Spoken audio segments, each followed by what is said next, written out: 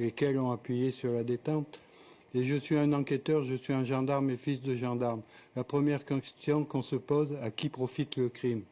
Le crime, il profite à une seule et même personne, c'est Kagame. Sans cet attentat, il ne serait pas chef d'État aujourd'hui. Paul Kagame, qui était donc le leader du Front patriotique rwandais, le mouvement rebelle de l'époque.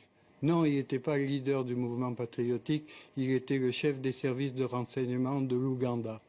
Il était militaire ougandais, il percevait un salaire ougandais et il a été en Amérique faire des stages dans les unités spéciales américaines avec un passeport ougandais. C'était un rebelle et c'est un terroriste avéré. Alors, vous lancez des accusations très graves contre Paul Kagame parce que vous insinuez que c'est lui, le FPR, donc son mouvement, qui a commis cet attentat dans le but de déclencher des massacres et de prendre le pouvoir. Alors que la version la plus largement partagée, c'est que ce sont les Tutsis, et donc les gens comme Paul Kagame, qui ont été victimes de ce génocide. Comment est-ce que vous pouvez affirmer que c'est lui qui a tout manigancé comme ça? Revenons un peu d'histoire. Le 1er octobre 1990, l'Ouganda, avec 3000 rebelles Tutsis, attaque le Rwanda. L'Ouganda, je dis bien, de Museveni, qui est complice de Kagame.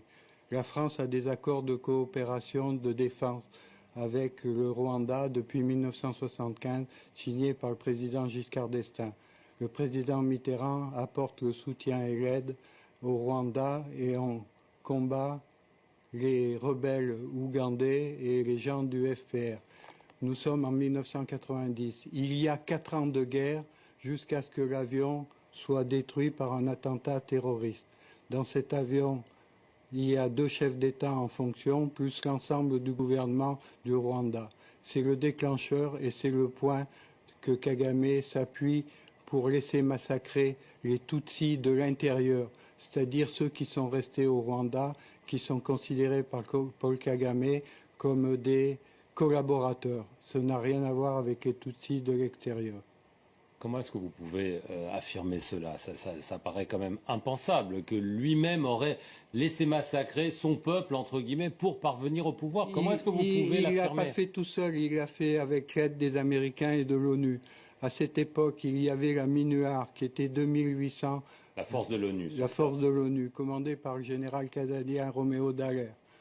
Le soir de l'attentat, les 2800 soldats de l'ONU se sont restés 280 soldats. La force de la MINUAR aurait pu protéger les Tutsis de l'intérieur. On a dégagé volontairement cette force qui aurait pu se mettre en travers des génocidaires. Mais alors, vous affirmez ces liens entre Paul Kagame et la CIA. Vous laissez même entendre que la CIA était parfaitement au courant des agissements, y compris donc de cet attentat qu'il aurait organisé. Ce sont des accusations très très graves que vous portez. En 1994, encore le sang coule encore à Kigali. Au mois de juillet, Kagame décore ses amis américains de la CIA. Je donne les noms dans le livre, je donne les dates, etc. En 1994, au mois de juillet. Il les décore et il les remercie de leur aide et de leur soutien. Est-ce que ça veut dire que la CIA est impliquée dans cet attentat? Ils sont impliqués dans le plan global de chasser les francophones de la zone des Grands Lacs. Pas seulement du Rwanda, mais également des autres pays voisins. Il faut savoir que la CIA avait un ami et un complice qui est le président Museveni. Il a été choisi parce qu'il faisait barrage à l'islamisme venant du Soudan, de Hassan el-Tourabi et de Omar el-Béchir. J'étais en mission pour le président Abiramana et pour la France, au même titre que les 3 pilotes, copilotes, mécanos, qui ont été abattus. On collaborait pour notre pays.